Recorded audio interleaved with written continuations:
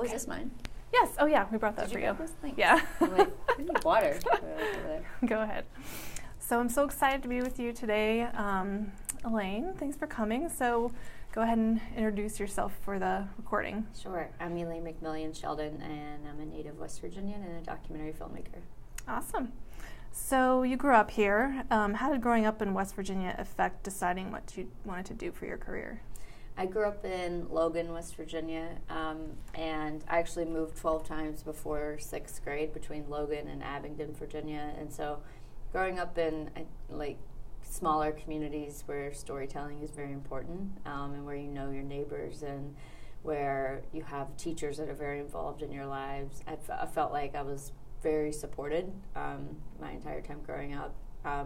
Everyone in my family works in the coal industry, so there's no artists or journalists, but I was a very curious kid, and they were happy to support whatever route I would take. And so I got involved with local newspaper and local news and stuff like that in middle school and high school, and came to WVU thinking I wanted to do broadcast journalism, but worked for the college radio station and started hearing my Southern accent and started training myself out of my Southern accent, which is something I regret today. And decided to change to print journalism. I got really drawn to photography and writing, and that's sort of where I stayed while I was at WVU until we started the West Virginia Uncovered project and started doing video there. Oh. So it was kind of a long route. Katie Couric was my hero when I was little, and I thought I wanted to be like a broadcaster, and not at all. I don't want to be in front of the camera at all anymore, but that was my initial thought of going into storytelling. Okay. So tell me about your time at WVU. What was your favorite part of being a student here? I mean, WVU is a massive school. Like, it's a big school, but the journalism school was so small, and the teachers were so hands-on. Like, Professor John Temple and George Esper were huge mentors for me. John Temple continues to be, and they just taught me the nuts and bolts of reporting, and journalism and reporting is kind of like documentary film producing in many ways, so it was a very translatable skill. And I just found, I was very proud of West Virginia. I was very proud of going to the school. My dad was the first in our family to go to college, and he went to WVU, so it was kind of expected that I would go here. And yeah, I had a good experience here. It was, I went to grad school afterwards and realized how different, like many schools are, how different that experience could be, because I went to Emerson. My classes were classes of 5 people and 10 people, and it was very different than WVU, but I really liked my experience here and felt that I was able to create my own path while I was here. Awesome. So how did it prepare you for what you're doing now as a documentary director? When did you switch gears into documentary work? So while I was a junior at WVU, John Temple and another student, Tricia Falks, and I started this program called West Virginia Uncovered, which was basically teaching ourselves and teaching local journalists and rural newspapers across West Virginia digital media skills. So we were teaching multimedia, learning how to shoot video, learning how to combine all these different mediums. And so that led me into going away from writing. I always thought I'd do writing and photography, and I just kind of fell in love with the moving image after that. And so I had a pretty small body of work and portfolio from West Virginia Uncovered that I used to apply to the Washington Post documentary video internship. And so I did that my summer after graduating from WVU, and I was kind of like stuck on the documentary path from then on out. I just really was drawn to the moving image more than writing, and I just felt like I could explore so many different topics in a more nuanced way than I never felt strong as a writer, but I caught on to video pretty quick and just was like excited to learn it. So that started in 2009, and pretty much became self-taught from that point forward, and then went to grad school and learned about sort of the foundations of documentary film and worked for some production companies, and been working for myself since 2013. So I've been independent since then. Awesome. So Heroine, obviously, is your most recent production, I think, and it was nominated for an Oscar. It follows 3 women, the state's first female fire chief, a drug court judge, and a street missionary tackling the opioid crisis. Why did you choose to follow these women? Why did you choose this topic? This topic is something that's impacted me through a, friends and classmate perspective. I've lost a lot of friends from middle school and high school due to opioids. Some of my friends, I just got a message today from someone from middle school who's celebrating their second year clean. A lot of people my age, though, are struggling. And I've been seeing a lot of media cover the cycle of addiction, so the actual what it looks like to be addicted, and not really seeing a huge amount of conversation around what's being done. And Huntington's been getting a bad rap for, being a place where there's a lot of overdoses, but there's also a lot of people working towards change and solutions. And so we found these 3 incredible women, first by finding Chief Jan Rader, who wasn't the fire chief when we found her. She was actually the shift commander and was, over the course of a year when we filmed, promoted to fire chief. And then she introduced us to so many people across Huntington that were doing incredible things. And 2 of those people were Nisha Freeman, who goes out every Wednesday and helps women who are trapped in prostitution because of their drug habit get off the street or get them a safe meal or a safe bed that night. And then Judge Patricia Keller, who started Cabell County's drug court and is the alternative criminal justice system to help people recover rather than just locking them up.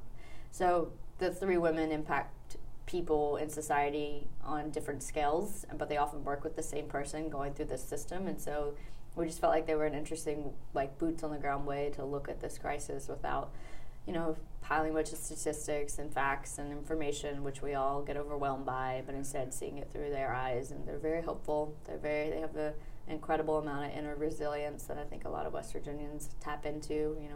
The state's story is one of struggle, unfortunately, and so I think that these women represent the state in a very interesting way. So it's a topic that's feels like it's never ending, and so we were trying to add a new thing to the conversation that was one around solutions. Yeah, that was awesome. So do you still keep in contact with the women? Yeah, I talk to the women all the time. We just went to the Academy Awards together.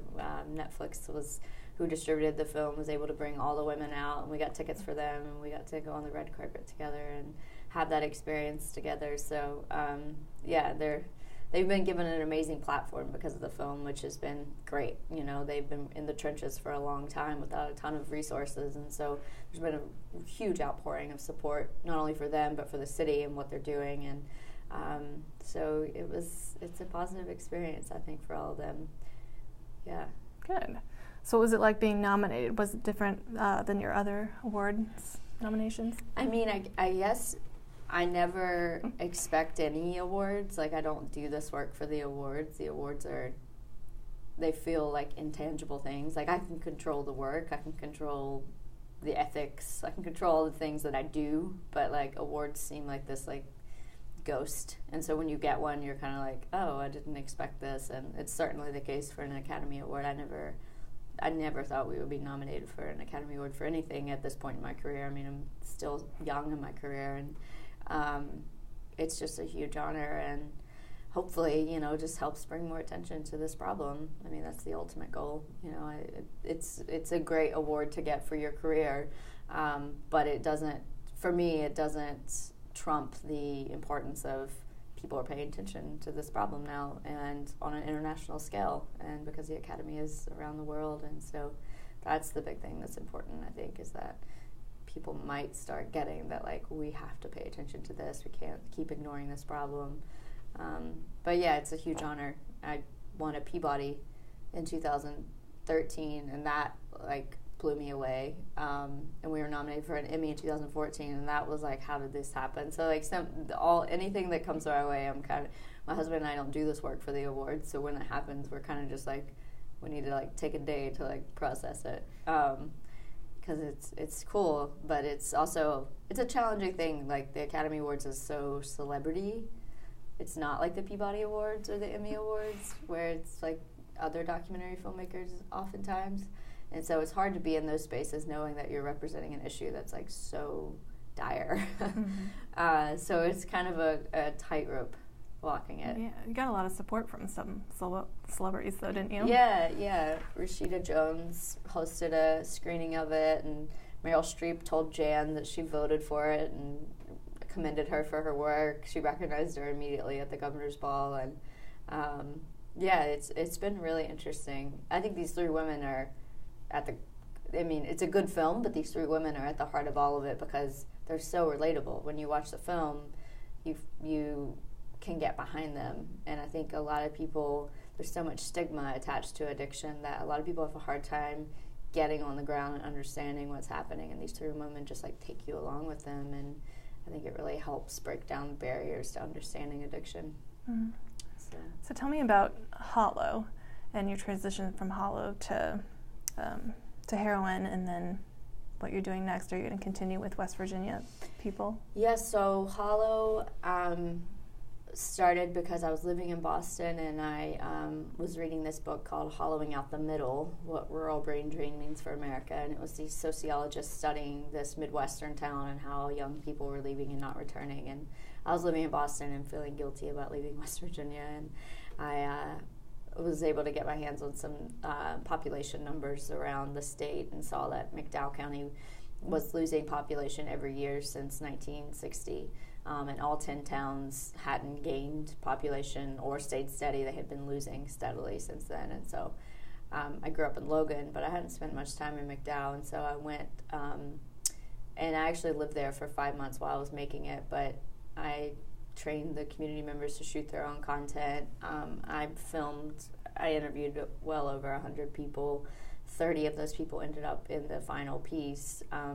But yeah, it was a community-driven project that we worked on together for 5 months and was released in 2013 and is thankfully still live because WVU, it's on the servers here. And it's just a choose-your-own-adventure documentary that explores a post-industrial look at this town and how it represents the different themes of the environment and politics and youth culture, and just sort of a snapshot at what McDowell was like in 2012. And it's sad, I still go back to McDowell quite a bit. I still do work there, and it just continues to go down, and it's really hard to watch. Like, things that I documented don't exist anymore. People that I documented don't exist anymore. A lot of people have left, and I was hoping we could somehow save something from it, but it's, the energy of the people still there. They still are fighting, but the buildings are going, and it's changing a lot, so it's kind of sad to see. And Hollow was just a different form. It was this interactive documentary, these short films, but it certainly is the exact same process in the field as like making heroin or other short docs. Is earning trust of people, understanding their story, then going out and shooting and spending time with them, and then going back and editing and trying to make sense of everything you've captured. And this year we have a film coming out about 4 men in recovery that we've been working on for 2 years. We followed 4 men through a farming-based rehab in Aurora, West Virginia for 6 months, and then we followed them for 12 months after rehab, so over the course of 18 months of their life. So that'll be coming out this year. And yeah, we continue to make work here. We live in Charleston, my husband and I, and hopefully we'll be making work here for a while. So what advice do you have for people, A, wanting to make documentaries, and B, being a documentarian or a photo documentarian in West Virginia? Yeah.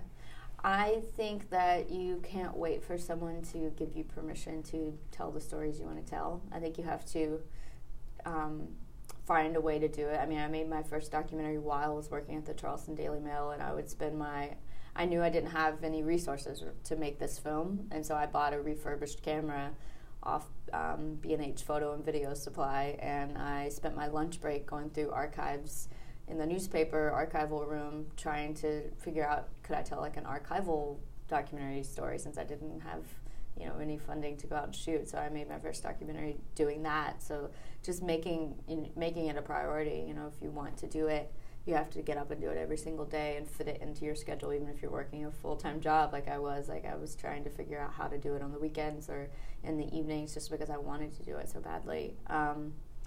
Excuse me for 1 second. We have about 1 minute left on this segment. Okay. Do you want to pause it and then we'll start over? Sure.